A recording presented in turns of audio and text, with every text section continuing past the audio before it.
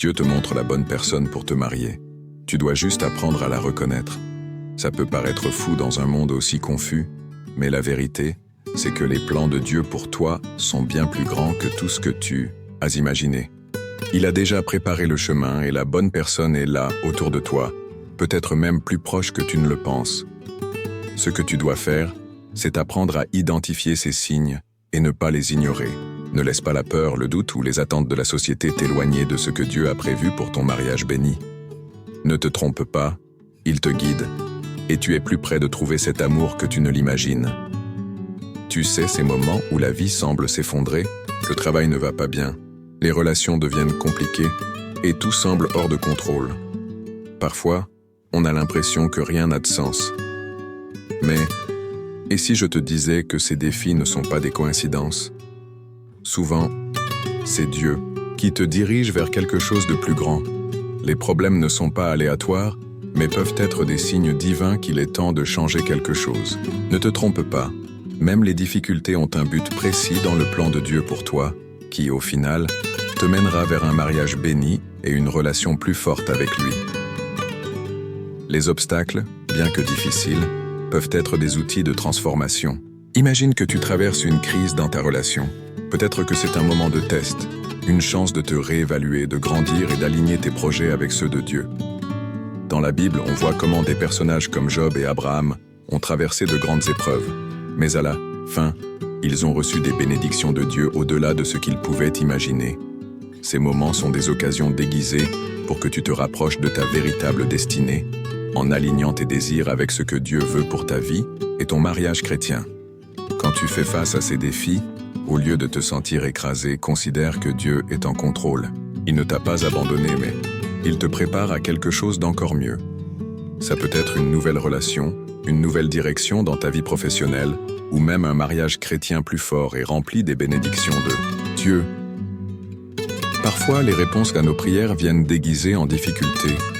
Comment réagis-tu face à cela? As-tu déjà pensé à comment ces moments peuvent être la clé pour ta préparation au mariage? Dans les moments de douleur, la tentation est de s'éloigner de Dieu, n'est-ce pas?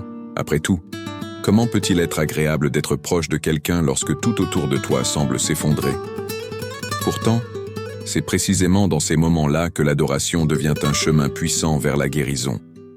Je ne parle pas de chanter des chansons sans émotion, mais de se rapprocher de Dieu de manière authentique, en lui apportant toutes tes frustrations, peurs et douleurs. L'adoration, c'est plus qu'un simple moment de louange. C'est un échange sincère de sentiments avec Dieu. C'est au milieu de la douleur que la véritable connexion avec lui se fait, et c'est ainsi qu'il commence à transformer ta souffrance en bénédiction.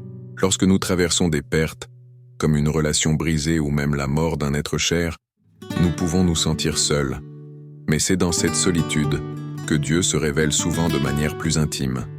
Comme le conférencier l'a partagé à propos de la perte d'un enfant, il a découvert que la véritable adoration, celle qui vient du cœur et pas seulement de la bouche, apportait la guérison.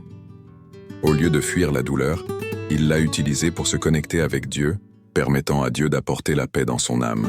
Cela peut être une leçon précieuse pour ceux qui traversent des difficultés, que ce soit dans la préparation au mariage ou dans n'importe quel autre aspect de la vie. La douleur, si elle est vécue correctement, peut être le plus grand catalyseur pour une relation plus profonde avec Dieu. Au lieu d'essayer de la masquer ou de fuir, offre-la à Dieu à travers l'adoration. C'est une manière de faire confiance à ses plans pour toi, même quand tu ne comprends pas pourquoi tant de souffrance. Et en faisant cela, tu te prépares à recevoir une vie pleine, avec des relations plus saines, et bien sûr, un mariage béni. Ce qui se passe, c'est qu'en te concentrant sur cet acte de remise, tu ouvres la voie à Dieu pour qu'il agisse puissamment, apportant guérison et transformation. Comment te rapproches-tu de Dieu dans tes moments de douleur? Les difficultés que tu rencontres aujourd'hui ne sont pas simplement des obstacles aléatoires. Elles ont le pouvoir de façonner ton caractère, souvent de manière que tu n'imaginerais pas. Regarde la vie du Christ, qui a traversé la réjection, la souffrance et même la mort sur la croix. Tout ça pour nous enseigner que la véritable force vient de la résistance. Dans le mariage, par exemple, les défis quotidiens peuvent être une opportunité de développer des qualités comme la patience, l'empathie et la compassion. des vertus qui, sans les épreuves, seraient difficiles à atteindre. Ces épreuves sont une invitation de Dieu pour que tu grandisses spirituellement et deviennes plus semblable à Christ. Si tu as déjà traversé des moments difficiles dans ton mariage ou dans une relation, il est important de comprendre que Dieu ne permet pas ces moments pour nous punir mais pour nous affiner.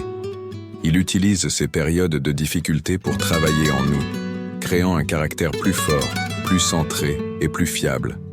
Imagine-toi dans un moment de conflit avec ton partenaire, où la patience et le pardon sont nécessaires. Au lieu de réagir impulsivement, tu te souviens de l'exemple du Christ et choisis d'agir avec amour et compréhension. C'est le pouvoir des épreuves. Elles nous enseignent à agir comme le Christ, même quand c'est difficile. La douleur n'est pas une fin, mais une étape dans le processus de croissance. Chaque défi que tu rencontres a le potentiel de t'apprendre une leçon importante. À mesure que tu développes des qualités semblables à celles du Christ, tu deviens plus prêt à vivre un mariage béni, aligné avec les plans de Dieu pour ta vie. Quand tu traverses les épreuves avec foi, elles ne te brisent pas, mais te transforment. Comment réagis-tu face aux difficultés de ta vie? Te façonnent-elles pour quelque chose de plus grand? Au fur et à mesure que tu réfléchis à tout ce dont nous avons parlé, il est important de se rappeler que tu n'es pas seul dans ce voyage. Et si tu sens que Dieu te parle en ce moment, pourquoi ne pas franchir le pas et t'abonner à la chaîne? Ne laisse pas passer cette occasion. En t'abonnant, tu auras accès à plus de vidéos comme celle-ci, pleines d'enseignements qui peuvent transformer ta vie et ton mariage. Et n'oublie pas de laisser un like. Ton soutien est essentiel pour que d'autres puissent entendre ce message et trouver aussi la direction de Dieu pour leur vie. Clique sur le bouton de j'aime et abonne-toi maintenant pour ne plus jamais manquer de contenu. La transformation que tu cherches est à un clic. Allons ensemble dans cette aventure. Parfois, la douleur semble nous engloutir complètement, et tout ce que l'on veut, c'est une sortie rapide. Mais si tu réfléchis bien, la douleur joue un rôle important dans la formation de notre foi. Paul, dans ses lettres, nous rappelle que Dieu nous console pour que, à notre tour, nous puissions consoler les autres. Autrement dit, les luttes que tu traverses ne sont pas seulement pour toi. Elles font partie d'un processus plus grand, où Dieu te prépare à aider les autres. Que ce soit dans ton mariage ou dans d'autres relations. La douleur, au lieu d'être un fardeau, devient un outil de ministère, de guérison et de transformation pour les autres. Réfléchis à cela. Peut-être que tu traverses des difficultés en ce moment, mais ces difficultés ont le pouvoir de te renforcer, de créer une base solide pour que tu puisses aider les autres. T'es-tu déjà demandé si ce que tu vis aujourd'hui pourrait être utilisé par Dieu pour bénir quelqu'un plus tard? C'est ça, le véritable but de la douleur. Tu n'es pas seul dans tes luttes. Il y a une raison divine à ce que tu vis, et Dieu a des projets pour t'utiliser afin de bénir les autres. Si ton cœur est ouvert, tu peux devenir une source de réconfort et de sagesse pour ceux qui traversent des défis similaires aux tiens. Si tu permets à la douleur de te purifier, plutôt que de te couler, tu deviens un exemple de foi et de résistance. Au fur et à mesure que tu grandis, tu deviens quelqu'un qui peut soutenir un ami, conseiller un couple en difficulté, ou même aider les autres à comprendre le véritable sens du mariage chrétien. Ta douleur n'a pas été vaine, elle a le pouvoir de générer des bénédictions de Dieu pour les autres. Comment utilises-tu tes propres difficultés pour aider les autres dans leur chemin? Es-tu prêt à être un instrument de Dieu dans la vie de ceux qui t'entourent? As-tu déjà pensé que tes faiblesses pourraient être une partie essentielle des plans de Dieu pour toi? Parfois, on veut cacher nos imperfections, comme si elles étaient des obstacles insurmontables. Mais en réalité, ce sont des opportunités pour que Dieu brille.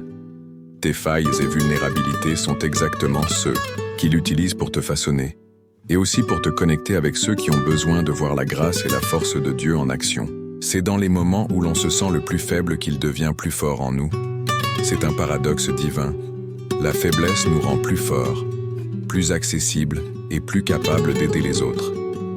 Dans le mariage chrétien, par exemple, tes faiblesses peuvent être le pont qui rapproche toi et ton partenaire dans une relation plus profonde et authentique. En étant vulnérable et en montrant tes faiblesses, tu permets à l'amour de Dieu de circuler et de transformer non seulement ta vie, mais aussi celle de tous ceux qui t'entourent. Si tu traverses des difficultés dans ton mariage, au lieu de te culpabiliser ou de te cacher, remets tes faiblesses entre les mains de Dieu. Il peut les utiliser comme un outil pour quelque chose de plus grand, un mariage béni, plus fort et plus uni. Dieu n'a pas besoin de perfection pour accomplir ses plans. Il utilise exactement ce que tu es, exactement tel que tu es. Ce que tu dois comprendre, c'est que ta vulnérabilité peut être une bénédiction déguisée. Quand tu présentes tes faiblesses à Dieu, il les transforme en quelque chose de puissant. Au lieu de te sentir inférieur, sache que ton honnêteté et ton humilité peuvent être ce que beaucoup de gens ont besoin de voir pour croire en la grâce de Dieu. Et en faisant confiance au plan de Dieu pour ta vie, y compris dans tes défis, tu lui permets d'utiliser tes faiblesses pour un but plus grand, et c'est cela qui te rend de plus en plus semblable à Christ, qui lui aussi a utilisé ses faiblesses et sa souffrance pour nous montrer le chemin du salut. Qu'as-tu fait de tes propres faiblesses? Es-tu prêt à les voir d'une manière nouvelle, comme une partie des plans de Dieu pour ton mariage et ta vie? Maintenant que tu sais comment Dieu travaille pour te montrer la personne qu'il a choisie pour toi, la question est, vas-tu continuer à ignorer les signes ou vas-tu te permettre de vivre les plans qu'il a pour ton mariage béni? Arrête de te poser des questions et commence à faire confiance à ce que Dieu a déjà préparé pour toi. Il ne t'a pas seulement amené jusqu'ici, mais il guide aussi ton chemin vers une vie pleine et une relation avec lui. Alors, qu'est-ce que tu vas faire de tout ce savoir maintenant?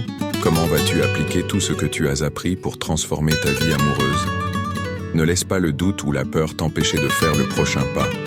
Et si tu veux vraiment continuer à apprendre sur le but de Dieu pour ton mariage, abonne-toi à la chaîne et active les notifications pour ne jamais manquer une mise à jour. Le meilleur reste à venir.